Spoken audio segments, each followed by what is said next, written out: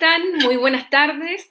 Damos inicio a un nuevo seminario organizado por el Programa de Estudios Europeos de la Universidad de Concepción dentro de las actividades de la cátedra Jean Monnet que estamos actualmente, tenemos el privilegio de dirigir en la Universidad de Concepción. Hoy día vamos a conversar con especialistas europeos que vamos a tratar un tema que, si bien está desde los orígenes mismos de la construcción europea, hoy día toma una relevancia mayor, no solo por el contexto de la pandemia, sino que también por la evolución que ha ido sufriendo el propio proceso de integración, las crisis que ha vivido, los avances que ha tenido y que hoy día claramente vuelven a estar en discusión por distintos aspectos que evidentemente la crisis de la pandemia ha puesto sobre la mesa en Europa. Justamente esta semana hay temas que se van a discutir en el Consejo Europeo y surge siempre la pregunta de ¿más Europa? ¿Menos Europa?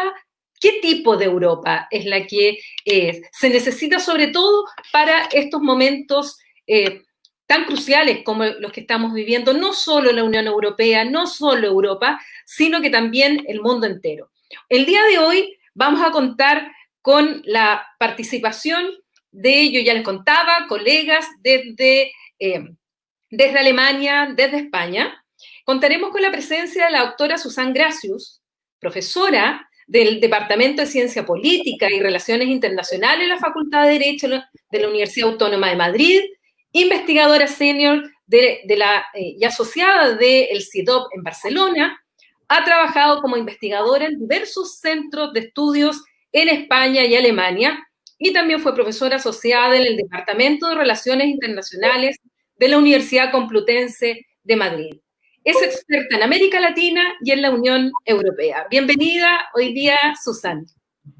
Bueno, muchas gracias por invitarme. En segundo lugar, también le doy la bienvenida a Gianluca Verdini, doctor en Relaciones Internacionales por la Universidad de Cambridge. Actualmente es profesor en la Universidad Erlangen de Nuremberg, Alemania, que desde allá nos acompaña hoy día. Ha enseñado Relaciones Internacionales en la Universidad de Cambridge, en el Reino Unido. También ha sido profesor visitante en universidades en Sao Paulo, Bolonia, Forlì, en Montevideo y también en la Universidad de Concepción. Así que te damos también la más cordial bienvenida y muchas gracias por aceptar nuestra invitación, Gianluca. Hola a todos y a todas, muy buenas tardes para los amigos de América Latina, muy buenas noches para los amigos de Europa, un placer verlos, muchas gracias por la invitación. Y finalmente presento a la doctora Belén Becerril. Ella es doctora en Derecho por la Universidad CEU San Pablo, subdirectora del Real Instituto de Estudios Europeos de la Universidad CEU San Pablo, es profesora de Derecho en la Unión Europea en esta misma universidad, como así también ha sido asesora jurídica externa de varios miembros del Parlamento Europeo, como también del diputado Gabriel Cisneros en la convención que preparó la Constitución Europea. Gracias también, Belén, por participar con nosotros en este seminario donde vamos a tratar este tema tan importante no solo para Europa, sino que en general para el mundo. Muchas gracias, Paulina. Encantada de estar allí con vosotros, casi en Concepción también. Bueno, así son las tecnologías hoy día, nos hemos tenido que ir adaptando y al mismo tiempo aprovechando la oportunidad justamente que nos da el hecho de poder hoy día realizar seminarios como este desde la ciudad de Concepción aquí en Chile y directamente en Madrid, España, y también en Nuremberg, en Alemania. Dejo en primer lugar a Susanne Gracius para que nos dé sus primeras ideas respecto al tema que los invitamos a conversar sobre más Europa, menos Europa, ¿qué tipo de Europa? Susana, te dejamos. Bueno, de nuevo, muchas gracias, ¿no?, por la invitación, por organizar esto, que ya has hecho algunos eventos similares, creo, y también saludar a los colegas, a todos los que nos escuchan, y bueno, ya estamos en un horario ya más avanzado en España, donde estamos Belén y yo. y saludar a también los estudiantes que nos pueden escuchar, supongo. Yo creo que la pregunta sería no más o menos Europa. Esto está en cuestión desde hace muchísimo tiempo, ya desde la crisis del 2008, sino más bien qué Europa queremos construir, ¿no? No va a desaparecer la Unión Europea, pero esto ha sido como una nueva crisis añadida a lo que serían ya como 3 crisis seguidas cada 6 años, ¿no? En los sexenios, ¿no? De crisis. En 2008, en 2014 la crisis de refugiados y ahora la pandemia, ¿no? Así que, como decía hoy Borrell en una entrevista, es difícil, ¿no? En esta Europa y Unión Económica y Monetaria tan joven, ¿no? Superar 3 crisis, ¿no? En muy poco tiempo. Yo creo que la cuestión es que Europa, una Europa más social, más solidaria, donde mantenemos el estado de bienestar que siempre ha sido una marca europea, o más bien una economía libre mercado, digamos, es un modelo que otros quieren, y digamos un poco más egoísta, un poco más nacionalista. Estamos en esta diatriba, y bueno, quizá una primera paradoja sería que el COVID-19 significó primero en Europa muy poca unión, muy poca coordinación en un primer momento. Todo eran soluciones nacionales, soluciones locales, sin ni siquiera estadísticas comunes para contar los muertos, eso para comenzar, porque nadie se esperaba esto. Pero podemos, eso quizás es la paradoja, salir quizá con más Europa, ¿no? Tampoco sería demasiado eufórica en el sentido de que ya vamos a discutir el miércoles sobre un nuevo fondo destinado exclusivamente al tema de la salud, con bastante dinero que ya se ha llamado nuevo Plan Marshall, que creo que no es eso, pero bueno, es una primera medida importante y vamos a ver el miércoles si van a ser transferencias o nuevos créditos. Si son nuevos créditos, significa empezar un poco de nuevo la espiral esta o el círculo vicioso entre, ¿no? Los recortes que hemos visto para salvar los bancos, ¿no? Con dinero público, luego los recortes, toda esta crisis de 2008 y luego la consecuencia un poco ha sido también la falta de infraestructura, la falta de personal sanitario que hemos visto de UCIs, camas de UCIs en España, ¿no? La crisis ha impactado muy diferente según los países, ¿no? Según las políticas públicas que tomaron también. Y en cuanto al problema que veo es, tenemos esta marca europea de estado de bienestar, pero no tenemos una política social común, porque Europa, la Unión Europea, no tiene competencias en salud, ¿no? ¿Qué soluciones hemos dado para dar una primera idea? Yo creo que las respuestas han sido como 3, ¿no?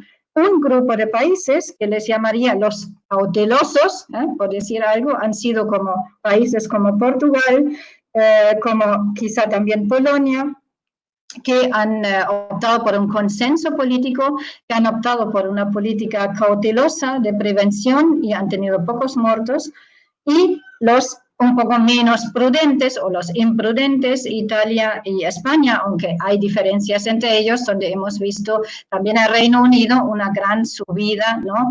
De infectados y también en cifra de muerte. Y los que están más en el camino en medio, donde está Alemania, ¿no? Que en general está un poco mediando ahora también en cuanto al nuevo fondo de rescate para el COVID-19, que va a ser temporal, va a estar un poco en medio de este grupo de países como Holanda, y eso quizás sería otra lección de la crisis. Una lección sería, no compartimos los mismos valores. Hemos visto que Holanda no comparte este enfoque en el tema de la salud, en salvar vidas, en salir de la crisis conjuntamente, y hay otros países como también Alemania ha cambiado de actitud en esta crisis. Creo que ha sido también importante que se pronunció a favor de este nuevo fondo que se va a discutir pasado mañana. Y hemos visto la fragmentación del sur también en países que no han tenido mayores problemas, incluyendo Grecia, ¿no? Con esta crisis, y España e Italia. Quizá allí, para una primera idea, lo dejo. Tengo más cosas que podemos luego ver en el debate. Muchas gracias. Muchas gracias, Susan. Quisiera recordarles a quienes nos están viendo que pueden ir ya haciendo sus preguntas, ya sea dirigida a alguno de nuestros panelistas o en general. Las preguntas las pueden hacer a través de nuestras cuentas en redes sociales, por el canal de YouTube, el canal de Facebook, donde también estamos transmitiendo a través de Instagram o de Twitter. Así es que ya vayan pensando aquellos o ya enviando sus preguntas a los distintos expositores. Dejo ahora a Gianluca Gardini para que nos dé su visión sobre el tema que nos reúne el día de hoy. Gianluca. Muchas gracias, Paulina. Un placer además saludar a Susanne, que hace tiempo que no la veía, así que muchos saludos, y conocer a Belén. Bueno, no puedo coincidir más, de hecho, con Susanne cuando dice que la cuestión no es más o menos Europa, sino qué tipo de Europa queremos. Pero me gustaría recordar a todos que Europa y la Unión Europea, sobre todo la Unión Europea, tiene las competencias que los Estados miembros le otorgan, ni más ni menos. Y entonces aquellos Estados miembros que se quejan que la Unión Europea no hace lo suficiente, tal vez tendrían primero que revisar su posición hacia la Unión Europea. Si le otorgaran más competencias, la Unión tal vez podría hacer más. Otro punto que me gustaría subrayar es que tal vez la Unión Europea genera demasiadas expectativas. Y eso resulta en dos eventos, en dos situaciones. La primera es que algunos se quejan que la Unión nunca hace lo suficiente. La otra es que también cuando la UE hace lo suficiente, no se percibe como tal. Ahora, las tres críticas que se han hecho a la Unión Europea en la fase aguda, porque todavía estamos en la fase aguda del COVID-19, son básicamente que la UE fue incapaz de mantener el control sobre sus propias fronteras internas y de coordinar la política de salud. Pero la Unión Europea no tiene competencia en caso de emergencia en ninguna de las dos áreas. El código de Schengen dice que los Estados miembros pueden, de hecho, imponer restricciones temporales, pueden imponer controles de frontera en caso de emergencia. Y la Unión Europea, la Comisión específicamente, no puede vetar esas decisiones. Entonces, si los Estados miembros las adoptan, hay muy poco que la Comisión puede hacer. Y en el caso de la política sanitaria común, la Unión no tiene competencia exclusiva, la Unión solo puede apoyar a los Estados miembros, pero son los países de la UE que son los principales responsables de organizar y prestar servicios sanitarios y atención médica. Y entonces, ¿por qué estamos criticando la UE? La UE está haciendo lo que los tratados le permiten hacer. De todas formas, me permito defender aún más la UE. Yo creo que muchas de las críticas no son justificadas, sobre todo las que vienen de los países del sur. A los países del sur le falta totalmente entender que la Unión Europea se compone de 27 miembros, no de 4 o 5. Y entonces cualquier decisión común debe tener en cuenta las posiciones, la mentalidad, la historia y los intereses nacionales de los 27, no solo de 4 o 5. Y no es verdad que la Unión Europea o que los Estados miembros no han demostrado solidaridad. Esto no es verdad. Han mostrado solidaridad hasta el punto en que podían hacerlo.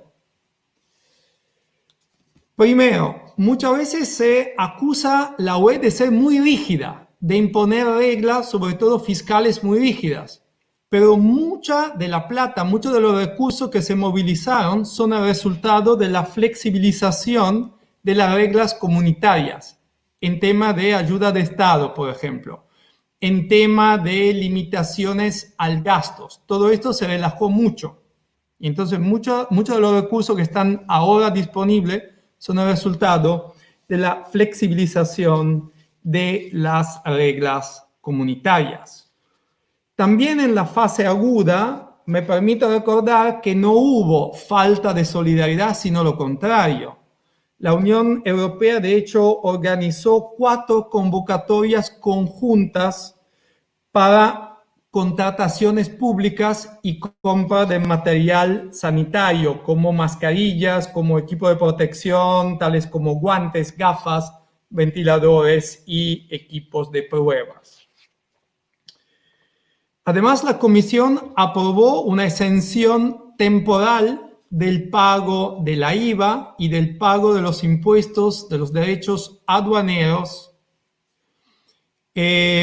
para productos y materiales e insumos sanitarios.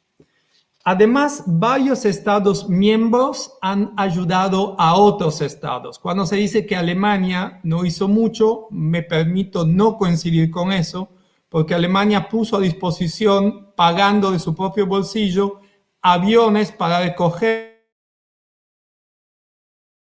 a Alemania para curarlo en los hospitales alemanes. Además, la ayuda financiera que la Unión proporcionó es muy importante. No estamos hablando de migas, estamos hablando de miles de millones de euros.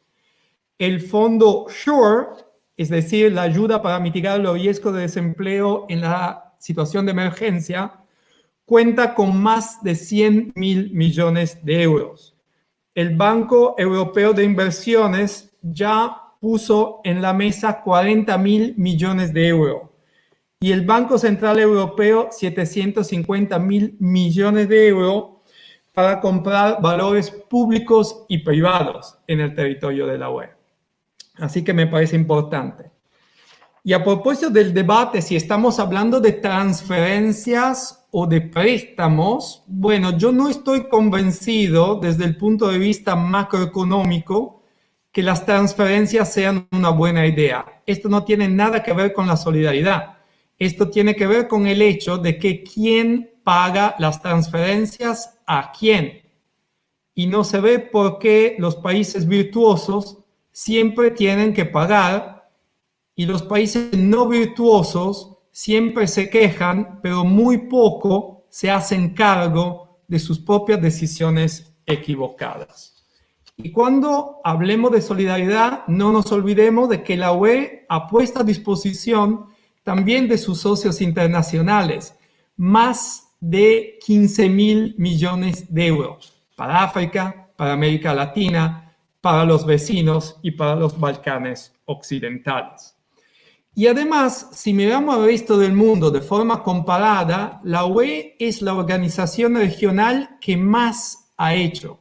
No hay ninguna otra organización regional en ninguna parte del mundo que tanto se ha movilizado, tanta iniciativa ha tomado y tantos recursos ha puesto a disposición de sus Estados miembros y de sus ciudadanos.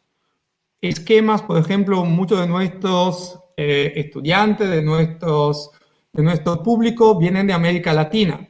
Bueno, creo que es bastante seguro decir que ni el Mercosur, ni la Comunidad Andina, la UNASUR, el PROSUR, el ALBA, CELAC, ustedes pueden nombrar otra, ninguna de estas organizaciones ha tenido un papel protagónico en la crisis. La UE en Europa sí lo ha tenido. Tampoco ASEAN en Asia o la Unión Africana han hecho mucho en su respectivo continente. Entonces, en conclusión, la Unión Europea no es un mecanismo perfecto, estoy totalmente de acuerdo, pero ha hecho mucho más la Unión Europea para sus propios ciudadanos que China y su ridícula diplomacia de las mascarillas. Perdóname por ser tan directo y tan franco, pero seamos honestos. La cantidad de dinero movilizada por la UE no tiene comparación. Y mucho más a precios corrientes, a paridad de poder adquisitivo de todo lo que fue el plan Marshall después de la Segunda Guerra Mundial. Si hay una cosa en la cual la UE ha fracasado totalmente, que es su política de comunicación. Tanto los Estados miembros cómo los ciudadanos perciben que la UE no está haciendo mucho o que no está haciendo lo suficiente. Pero sí está haciendo mucho y está haciendo lo que puede hacer dentro de sus competencias y dentro de un marco de respeto para la diversidad que nos caracteriza. Muchas gracias. Muchas gracias, Gianluca, por la claridad, por los acentos y por complementar además lo que ya Susan Grassus nos había mencionado respecto a lo que significa la Unión Europea, estos desafíos que tiene y que particularmente más que preguntarse más o menos Europa, como muchas veces lo escuchamos en el discurso de los políticos en Europa, es preguntarse qué tipo de Europa. ¿Y qué tipo de Europa, Belén, se requiere sobre todo para estos tiempos de crisis? No, ¿qué tipo de Europa? Bueno, yo en primer lugar querría saludar a Gianluca, ¿no? Y también a Susan. No, estoy encantada de estar aquí. Me toca intervenir en tercer lugar. Y es especialmente difícil porque estoy muy de acuerdo con mucho de lo que se ha dicho hasta ahora, ¿no? En realidad con algo que habéis destacado ambos, ¿no? Y que yo tenía aquí, ¿no? En mis notas, ¿no? Yo decía, en primer lugar, ¿no? Brecha entre las expectativas y las competencias, ¿no? Que ha sido algo que habéis señalado ambos y que yo creo que es clave, ha sido clave en este tiempo, ¿no? En España, las críticas a la Unión Europea, especialmente en el primer periodo, han sido durísimas, ¿no? Durísimas. Y bueno, pues hay distintas causas, ¿no? Pero yo creo que efectivamente, como habéis señalado vosotros, esa brecha entre las expectativas de ciudadanos, políticos, y las competencias que tiene la Unión ha sido crucial, ¿no? Muchos ciudadanos se han quejado de que los estados han respondido cada uno a su ritmo a la crisis sanitaria. Bueno, como habéis explicado, la Unión Europea, ¿no? Apenas tiene competencias en materia de salud pública. El artículo 168 reserva esta competencia a los estados, ¿no? La Unión solo puede complementar, apoyar, ¿no? Tiene incluso prohibida la armonización de acuerdo con el tratado. Por lo tanto, otra cosa no es que sea imposible, es que sería ilegal, ¿no? Entonces, tenemos que comprender a la Unión Europea como una organización de competencias limitadas y así debe ser. Entonces, en este sentido, si queremos pedir cuentas, deberíamos hacerlo a los estados y preguntar por qué la Unión no tiene más competencias en materia de salud, ¿no?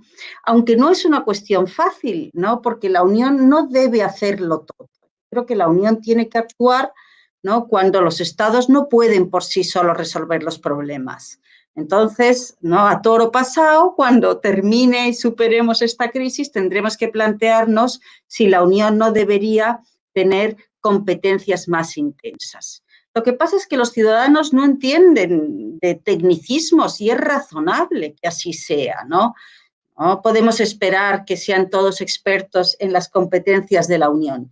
Y cuando ellos ven una crisis transnacional, ¿no? Una crisis que evidentemente los estados no pueden por sí solos resolver, pues reclaman soluciones a Europa, ¿no? Y dicen, como hemos escuchado estos días, ¿para qué tenemos una Unión Europea si no nos sirve en una crisis como esta, ¿no? Entonces yo creo que es importante comprender la clave del sistema, que es el reparto de competencias. ¿Quién hace qué? Porque quien tiene la competencia tiene la responsabilidad. Y en este caso los estados han querido atribuir muy pocas competencias a la Unión, ¿no?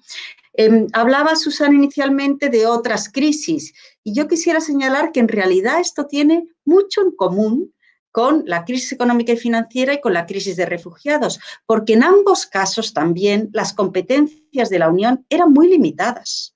Entonces, a falta de competencias intensas que permitan a la Comisión Europea proponer, ¿no? Y al Consejo con los Estados votar por mayoría cualificada y ser eficaz, pero a falta de esas competencias, los gobiernos tienen que tratar de sentarse juntos en Bruselas y coordinar sus posiciones. Y cuando es así, la Unión Europea no logra responder con la misma eficacia. y esa respuesta más intergubernamental tampoco tiene la misma legitimidad, ¿no? Y entonces muchos ciudadanos dicen, la Unión Europea no resuelve. Creo que la pregunta es, ¿no?, ¿quién tiene la competencia? ¿No? Y si debería la Unión tener más competencias para poder resolver una crisis que es, ¿no?, transnacional, ¿no? Entonces creo que esto lo debemos tener muy presente. Algo similar pasa muchas veces en asuntos de política exterior, ¿no? Los ciudadanos se llevan a la cabeza y dicen, ¿por qué la Unión no actúa de manera conjunta? ¿Por qué no resuelve? ¿No? Y piensan, esta Unión no nos sirve, no funciona bien. ¿Qué pasa también en política exterior? Pues las competencias quedan reservadas a los Estados miembros. Entonces, cada Estado miembro adopta su política, toma su decisión, cada gobierno, cada ministerio de Asuntos Exteriores hace sus declaraciones y trasladamos la imagen a veces de que la Unión no resuelve, ¿no? Los ciudadanos sí que quieren, ¿no?, tal como muestran las encuestas, que la Unión Europea tenga una voz en la esfera internacional, hable con una voz al mundo.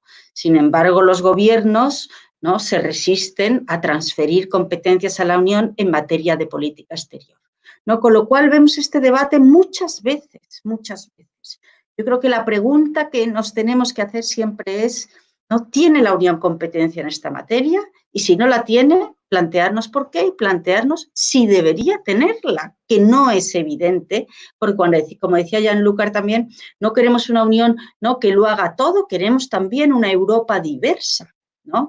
Queremos unos estados y unas democracias, ¿no?, potentes, ¿no?, unas democracias nacionales también, ¿no? Por lo tanto, es un delicado equilibrio y ese elemento competencial debe estar siempre presente, ¿no? Dicho esto, tomando un poco de perspectiva, ¿no? Yo quería, para plantear algo distinto, tomar un poco de perspectiva y ver esta crisis tan grave que muchos han dicho, esta es existencial, ¿no? Veremos si la Unión sale de esta, pues situarla, ¿no?, en la historia de la integración. Y aquí sabemos que la integración se ha hecho, ¿no?, paso a paso y ha sufrido diversas crisis desde su mismo inicio, desde los años 50, ¿no? Fracasó aquella Comunidad Europea de Defensa y eso fue, pues, ¿no?, un momento muy difícil, ¿no? La Unión, como decía el propio Jean Monnet, se ha construido a través de respuestas, ¿no?, a las sucesivas crisis que hemos vivido.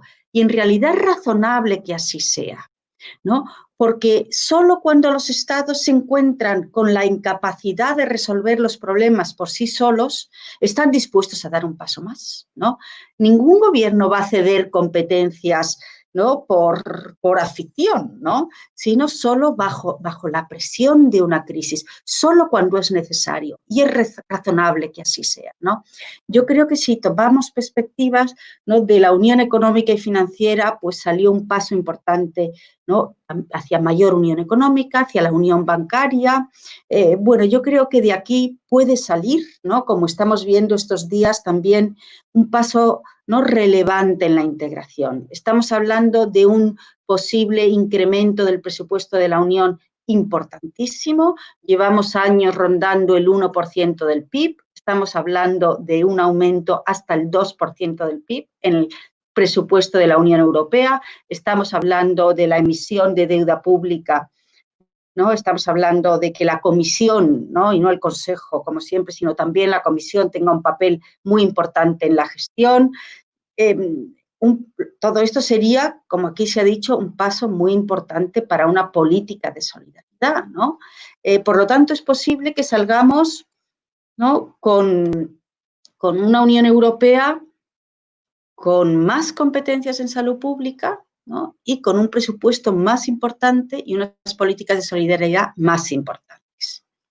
Se ha hablado también aquí de esto y quizás allí podríamos tener posiciones distintas, ¿no? Habla Susan mucho de solidaridad y después Gianluca ha hablado también de responsabilidad. Bueno, yo en realidad creo que es positivo que veamos un paso en las políticas de solidaridad. Y quiero decirlo abiertamente y, bueno, pues en la posibilidad de una deuda pública, ¿no?, europea. Yo creo que todo esto es algo positivo, ¿no? Si bien tiene que existir también una responsabilidad por parte de los Estados miembros, ¿no? Que van a ser apoyados por este fondo de recuperación, tiene que haber responsabilidad también, ¿no? Yo creo que muchos estados pues, se han beneficiado mucho de este mercado interior potente que hemos construido y que cada paso de profundización en el mercado interior tiene también que ir acompañado de un paso en las políticas de solidaridad, ¿no? Creo que ambos elementos tienen que estar siempre presentes y que siempre habrá una tensión, ¿no? Entre ellos. ¿Qué podemos aprender de esta crisis para el futuro de la integración, ¿no? ¿Qué lecciones nos deja la crisis? Yo creo que es interesante escuchar el discurso de Angela Merkel recientemente con el presidente Macron, ¿no? Y las palabras de Angela Merkel sobre el futuro de Europa. En un momento dado ella dice, el Estado Nacional por sí solo no tiene futuro, ¿no? Yo creo que esta crisis nos ha mostrado de nuevo las limitaciones del Estado-nación, ¿no? Estamos ante una sociedad global, ante problemas cada vez más transnacionales. Los estados europeos por sí solos no pueden resolver estos retos con eficacia. Y querría terminar con una llamada de atención a los gobiernos nacionales, ¿no? Porque creo que está mucho en juego y hemos visto en esta crisis una vez más, algunos gobiernos echar las culpas a Bruselas, ¿no? Gianluca, tú lo has señalado. Yo creo que en España ha habido algo de eso, ¿no? Y hemos escuchado a algunos políticos decir, ¿no? Sugerir que una Unión Europea sin deuda pública conjunta es inútil, ¿no? Y no tiene sentido. No es así, ¿no? No es así. Yo creo que no es así. Yo creo que efectivamente la Unión Europea ha jugado un papel importantísimo. Las decisiones en materia de salud pública han venido de los Estados porque así debe ser y así lo establece, ¿no? el tratado. Esto es una unión de derecho basado en un tratado. Pero hemos visto una respuesta económica muy relevante. ¿Qué habría sido, ¿no? ¿Qué habría sido de España sin Banco Central Europeo, sin moneda común? Esa es la gran pregunta, ¿no? Y no solo de España.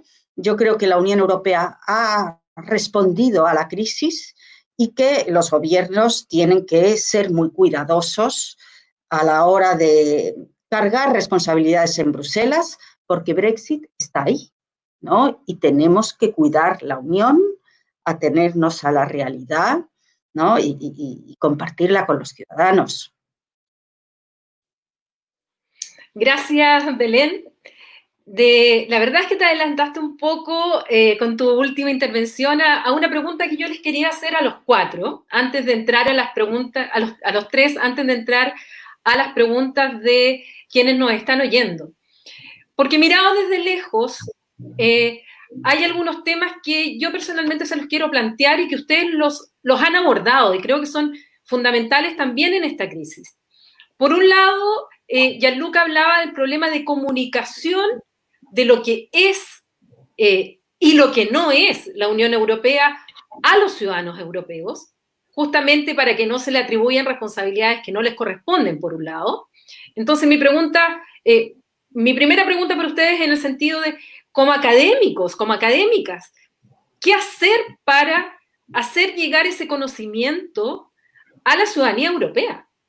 Porque en el fondo sabemos que es complicado, el derecho europeo es complejo, pero al mismo tiempo es necesario que la ciudadanía conozca efectivamente esto que estamos discutiendo ahora.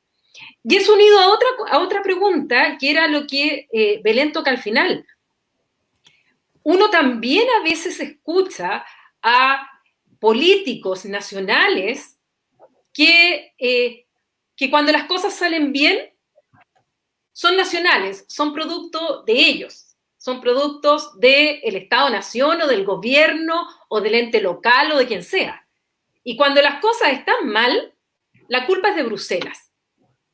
Entonces se suele también utilizar en el lenguaje muchas veces, en atribuir la responsabilidad de lo negativo a Bruselas y atribuirse los beneficios, incluso que directamente son de la Unión, a la política nacional o incluso al trabajo parlamentario, si es un europarlamentario, si es otro.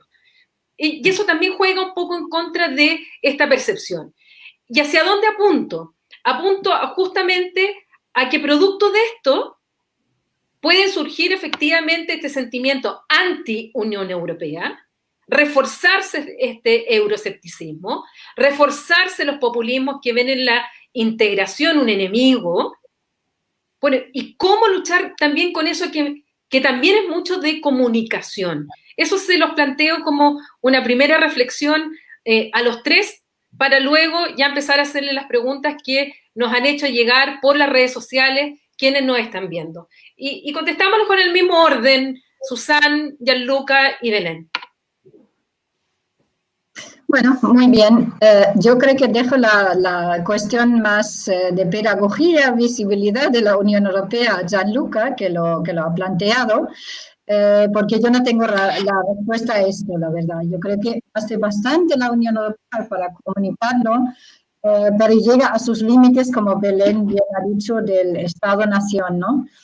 Que resiste, ¿no? Que resiste bastante y va a resistir más, me temo, porque lo que no hemos hablado nada y quería quizá orientar el debate hacia este tema un poco, es la gran crisis económica que nos viene encima, ¿no? No solamente en España, donde se espera una recesión de dimensiones realmente mayores a 2008, y también esta vez está afectada Alemania, ¿no? Y en ese sentido la pregunta de Gianluca, ¿quién transfiere dinero a quién? Es más que justificada, ¿no? Si pensamos, y ahora lo enlazo con el tema del populismo y lo que está pasando en Europa también de los partidos populistas, si pensamos en Alemania, y podemos también, para no llegar a países como Hungría, ¿no? Donde tenemos también este sentimiento antimigración, bueno, como decía antes, tenemos muchas ideas, muchas concepciones diferentes de lo que debería ser esta Europa. Y encontrar un consenso sobre esto es muy, muy difícil, ¿no? Y yo creo que más Europa, eso hubiera sido posible en ese momento histórico cuando nos planteamos también una federación, ¿no? Un sistema más federal. Allí hubiera sido más claro, pero la respuesta no ha sido esta, ¿no? Porque hubo consultas populares donde los ciudadanos votaron en contra. Entonces, hay que vivir con este híbrido, ¿no? Que son estados-nación y por otro lado tenemos competencias supranacionales. Al mismo tiempo, yo diría que la Unión Europea forma parte de nuestra vida diaria y en este sentido, claro que hay discursos que lo aprovechan políticamente, ¿no?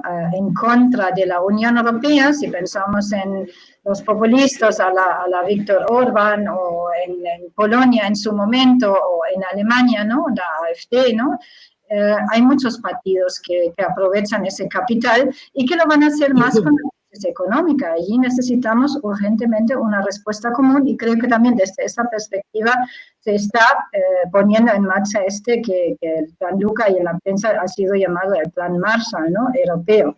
Pero insisto también, perdón, para hacer este punto, yo creo que países como Alemania, yo soy alemana pero vivo en España, conozco los dos lados un poco, yo creo que no van a hacer esto, mutualizar la deuda. Yo no creo que sea un primer paso hacia un tesoro europeo, hacia un proyecto que se planteó que se ha planteado ya en 2008, sino yo creo que va a ser quizá un fondo, una situación excepcional única y luego volvemos a lo que fue antes, ¿no? Quizá con más competencias en salud, algún pasito más, pero yo veo que allí hay muchas interpretaciones de Europa y los partidos de extrema derecha y populistas tienen allí muchos argumentos para poner también obstáculos en el camino, ¿no?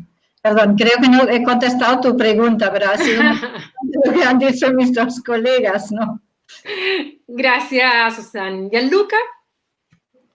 Gracias, Paulina. ¿Qué hacer para que la ciudadanía sepa más acerca de qué es la UE, no es la UE, qué hace, qué puede hacer y también lo que no puede hacer?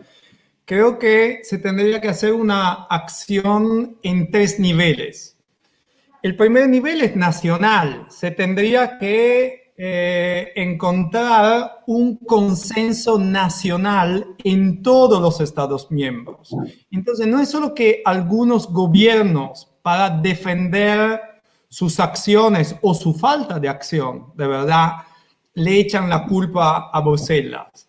Pero también la oposición en muchos casos, en muchos países, no es muy amable, muy favorable a Bruselas. Entonces, se tendría primeramente que establecer un consenso nacional. La política europeísta de los países miembros es una política de Estado o de gobierno. Esperemos que sea una política de Estado, es decir, que no importa el gobierno del momento, la administración del momento, pero que los países europeos esperemos que estén comprometidos con el proyecto europeo. Y entonces que no le echen la culpa a Bruselas cuando Bruselas la culpa no la tiene.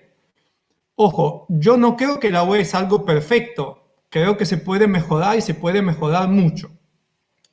Pero tampoco es un mecanismo tan imperfecto. Entonces, a nivel nacional tenemos que parar con esta cuestión que cuando no sabemos más qué hacer, le echamos la culpa a Bruselas.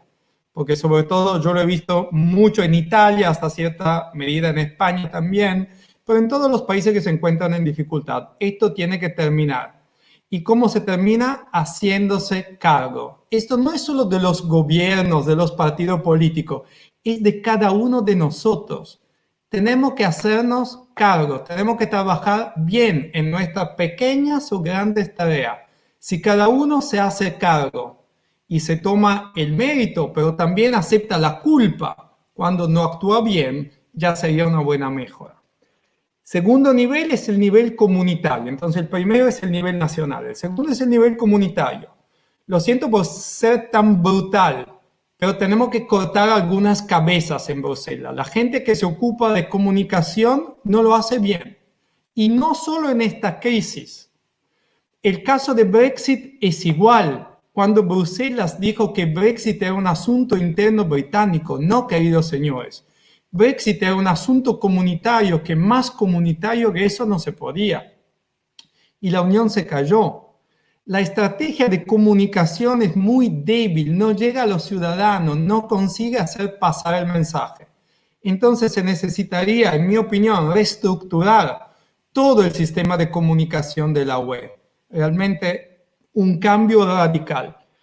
Tercer nivel es, yo creo, establecer otra vez que la educación es fundamental. Me permito una pequeña propuesta: introducir cursos de educación cívica, educación ciudadana desde los primeros niveles de la escuela. Tal vez con juegos que enseñen a los chicos cómo jugar en equipo, cómo tomarse la responsabilidad. Pero realmente para que los ciudadanos entiendan el valor no solo de la Unión Europea en cuanto a institución, sino de la Unión Europea en cuanto comunidad, en cuanto a hacer las cosas juntos en Europa. Tenemos que enseñárselo primero a nuestros hijos, a los niños, a los jóvenes. Tenemos que formar nuevas generaciones para que entiendan que cooperar, lo decía Susanne, lo decía Belén, cooperar ya no es una elección, es una necesidad. Hay cosas que los estados solos no pueden hacer. Entonces creo que para mejorar la imagen de la Unión Europea se necesitan acciones a 3 niveles: nacional, comunitario y a nivel de sistema de educación. Me pareció muy importante el tema que también propuso Susanne sobre la deuda europea, una deuda comunitarizada, pero me imagino que habrán más preguntas sobre el tema, así que lo dejo para luego. Gracias. Gracias, Gianluca. ¿Belén?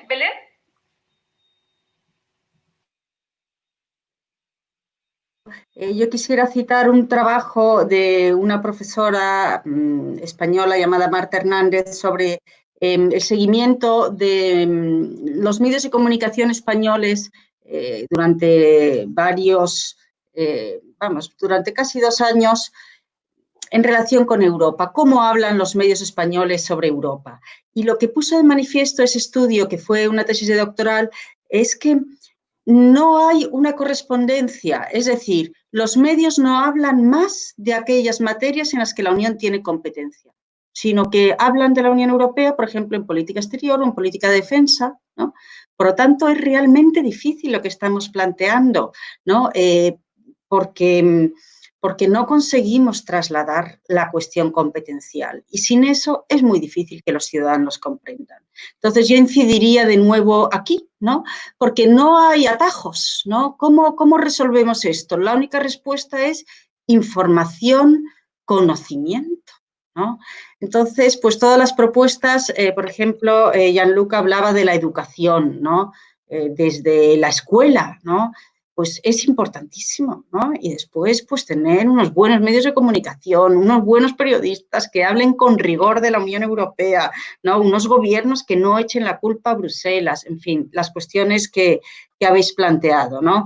El único asunto en el que yo no estoy tan de acuerdo es en que la comunicación de las instituciones europeas sea tan mala, ¿no?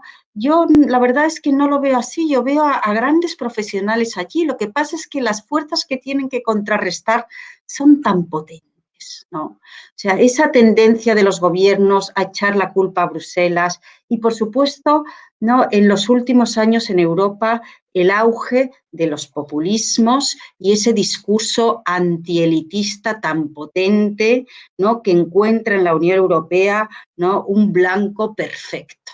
Es muy difícil contrarrestar eso, ¿no? Mi receta es la de siempre, información, estudio, conocimiento, queda mucho camino por recorrer. Gracias. Vamos a algunas preguntas que nos han llegado. Pablo Navarro pregunta, ¿existe un riesgo de declive de la integración europea debido a la COVID-19? En torno a que los estados quieran tener mayor soberanía y no entregar competencias a una entidad supranacional. Voy a hacer un par de preguntas y ahí yo creo que hacemos una intervención y ustedes ven cuáles contestan o cuáles quieran profundizar.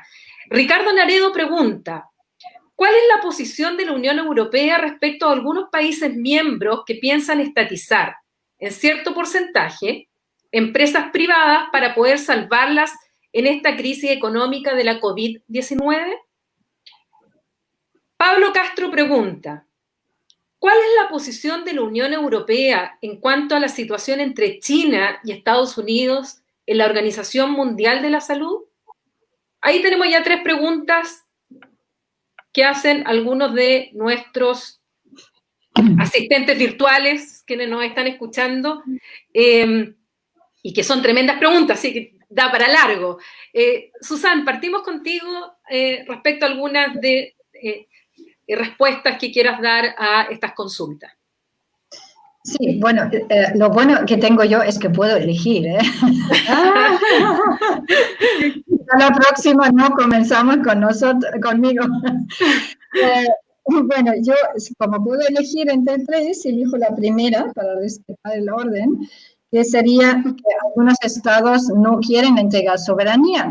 Yo en principio no veo problema porque tal y como hemos construido esta Unión Europea siempre ha funcionado a distintas velocidades, o al menos desde que tiene 15 o ahora 27 y en el futuro más de 30 estados miembros, ¿no?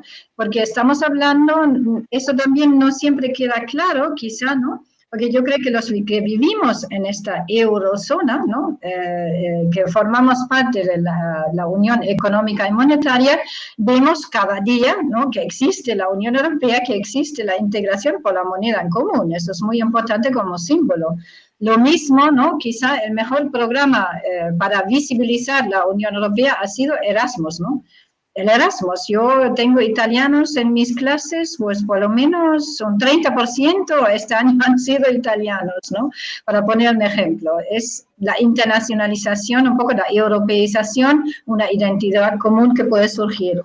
Muchos no quieren entregar soberanía, es cierto, pero entonces no forman parte o de la zona euro o no forman parte de otros proyectos, ¿no? O como Schengen, que incluso participan países que no son de la Unión. Eso quizá también es difícil de comprender, ¿no? esta Europa de las diferentes velocidades. Pero yo creo que siempre va a haber un núcleo de países que van a avanzar y otro que, según también los gobiernos, ¿no?, van a retroceder, pero un retroceso, un spillback, ¿no?, como decían en la literatura, tampoco lo veo, ¿no? Porque, bueno, el gran desafío ahora que veo es la crisis económica, ¿no? Que también por primera vez va a afectar a Alemania, que entra en crisis en un más del 6% de recesión, ¿no? Y esto va a ser el desafío en los próximos años, ¿no? Pero la soberanía, entregar soberanía, algunos países quieren, sobre todo los más pequeños, ¿no? Y otros no. Y eso es totalmente diferente a lo que pasa en América Latina, además, ¿no? Volviendo a lo que dijo Gianluca, porque allí la cuestión no es la misma, no es parte de nuestra vida diaria, de nuestra política interna, económica y nuestra política, no es algo externo, también es algo interno para los que vivimos en la Unión Europea y en la eurozona, ¿no? Porque interviene Bruselas también en gran parte de la política económica, por ejemplo, ¿no?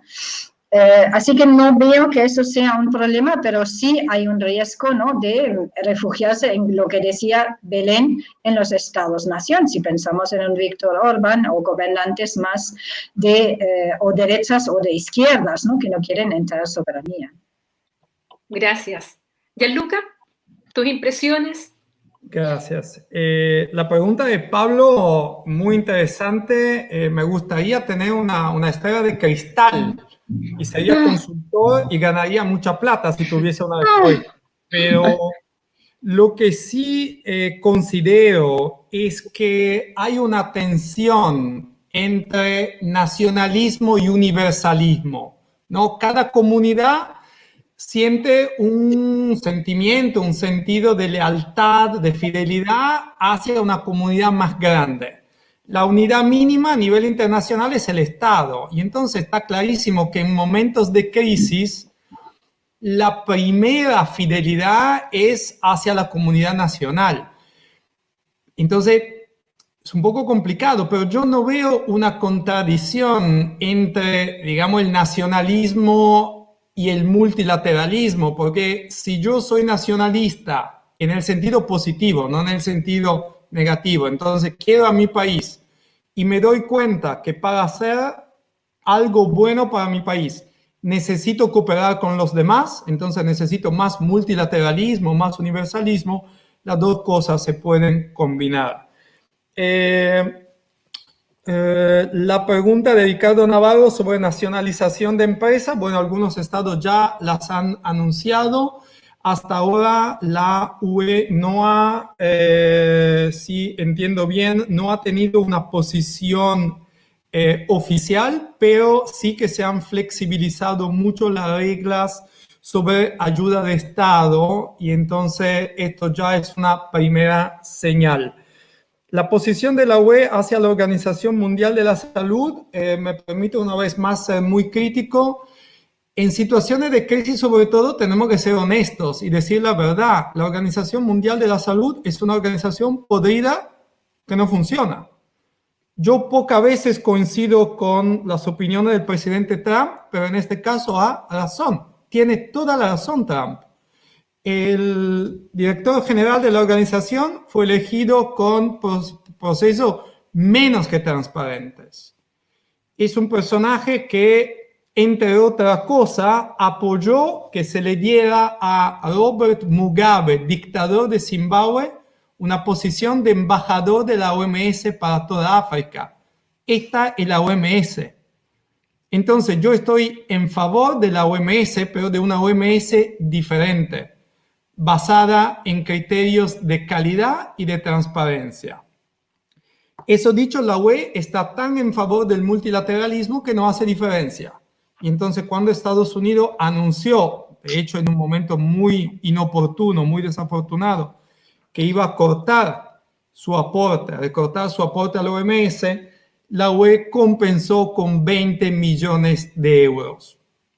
Si es bueno o si no es bueno, yo no lo sé. Personalmente, si yo fuera un líder de gobierno, en este momento, no sé si apoyaría mucho a la OMS.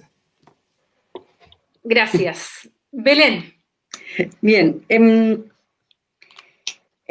Respecto al asunto que se ha planteado sobre el apoyo a las empresas, me parece interesante porque creo que todo este debate del Fondo de Reconstrucción no se debe plantear solo como una cuestión de solidaridad, sino también como un modo de preservar el mercado interior, porque si no habría una diferencia entre las empresas de los países, ¿no?, que tienen más margen económico, como Alemania, y que van a recibir una fuerte ayuda por parte del Estado, frente a otros países que no tienen esa capacidad, ¿no? Y por lo tanto se distorsionaría el mercado interior. Entonces, es un motivo muy relevante, ¿no?, para que haya una respuesta y un plan de recuperación potente, común, ¿no?, que vaya más allá de los préstamos.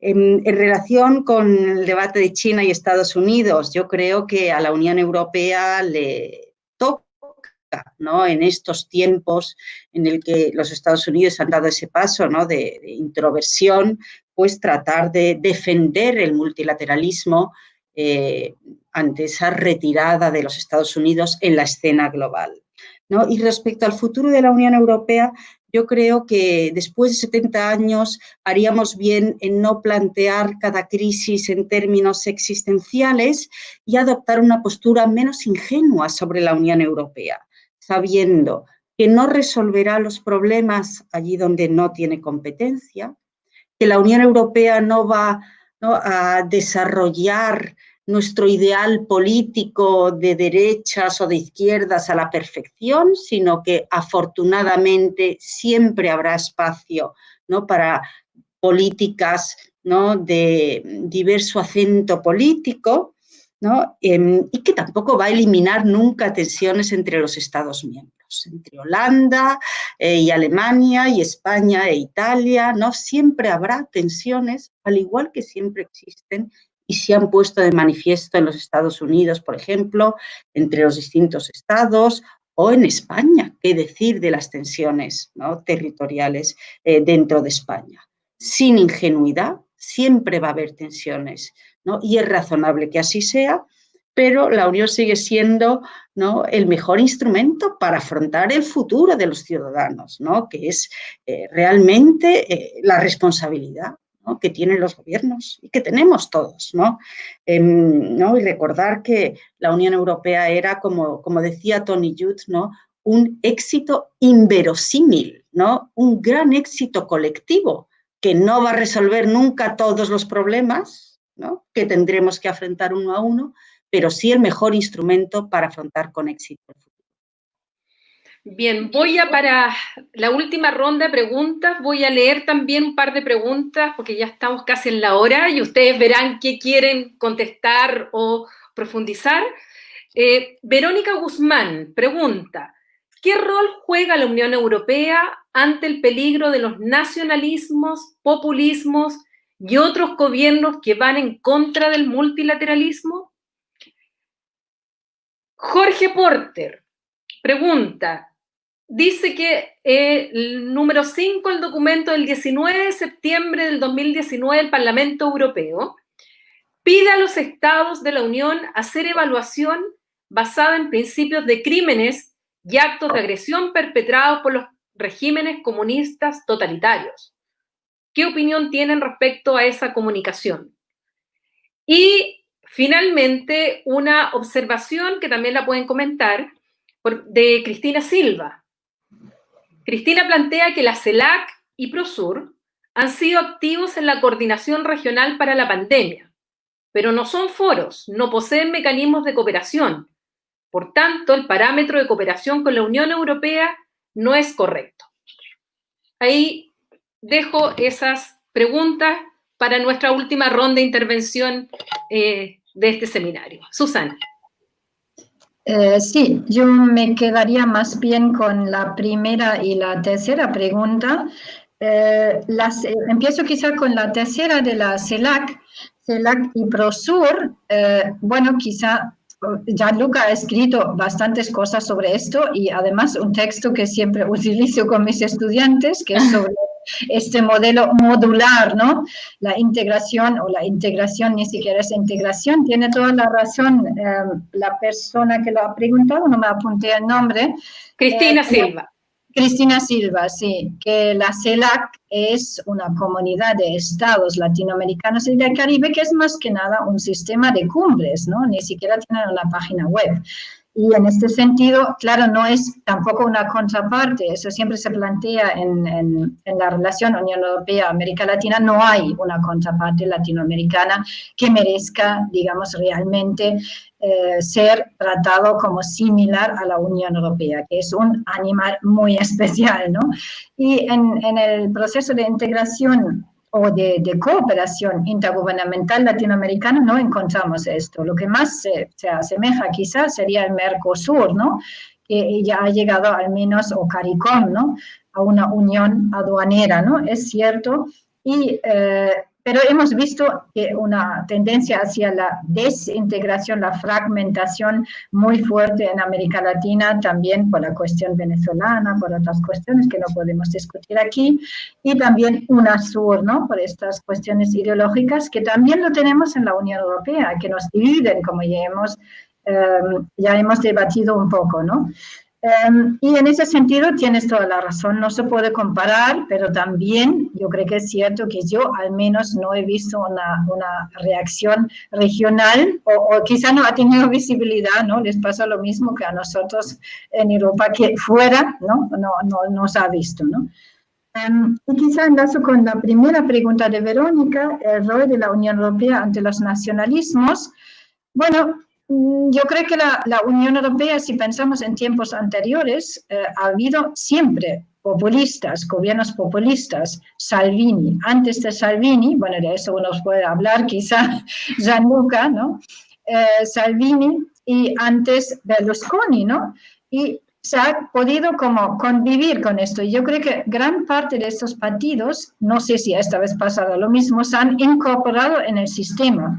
Han formado, si pensamos en España, en Podemos, ¿no? Partido populista, no de la extrema derecha, sino de izquierdas, se ha incorporado en el momento en que fueron elecciones al Parlamento Europeo y han ocupado allí su espacio en el Parlamento y han empezado a formar parte de esta comunidad. Yo creo que ahí las instituciones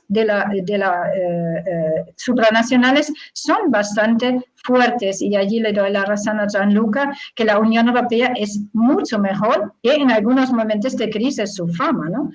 Y creo que es importante también que hasta ahora se ha sabido manejar esta cuestión con bastante delicadeza, ¿no? Ha habido un proceso en inicio de sanciones contra Polonia, en su momento contra Hungría, pero estamos y tenemos que convivir con ellos y quizá es mejor tenerlos dentro que fuera, ¿no? Y en este sentido, el hecho de que al menos estén representados, creo que quizá es algo positivo, ¿no? Pero quizás soy demasiado optimista y socavan el sistema desde dentro, ¿no? Allí hay esas dos opciones.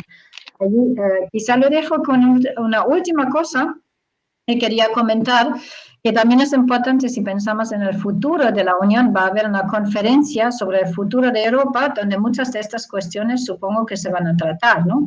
Tengo entendido que ya hay primeras propuestas, se ha desplazado a esta conferencia, y todo esto de la falta de democracia, de transparencia, de hacia dónde vamos, qué Europa queremos, todo esto lo vamos a discutir supongo que en los próximos años, ¿no? Y la crisis es un incentivo o también, ¿no? Podría ser un efecto negativo para esta Unión Europea que seguramente va a sobrevivir. En eso sí que, de eso estoy convencida. Y bueno, allí lo dejo y muchas gracias por invitarme a este foro tan profesionalmente organizado también. Y a Paulina y bueno, a los colegas también con los que he tenido la oportunidad de discutir. Gracias. Gianluca. Gracias, Paulina. Bueno, en primer lugar, agradezco mucho el comentario de Cristina Silva. Y Cristina, te mando muchos saludos. Además, qué bueno que estés también en nuestro público.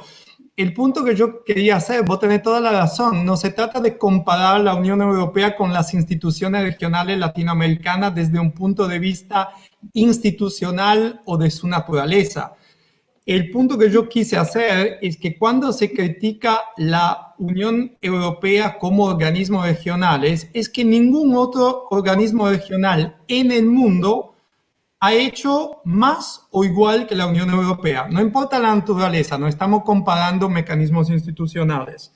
Y entonces reitero el punto, por ejemplo, la Comunidad Andina y la UNASUR tienen un mecanismo común en tema de salud. Esto lo recuerda muy bien nuestro querido amigo Michel Levy de Ecuador, pero no hay ni competencia ni voluntad política para activarlo. Esto es tan fácil que eso.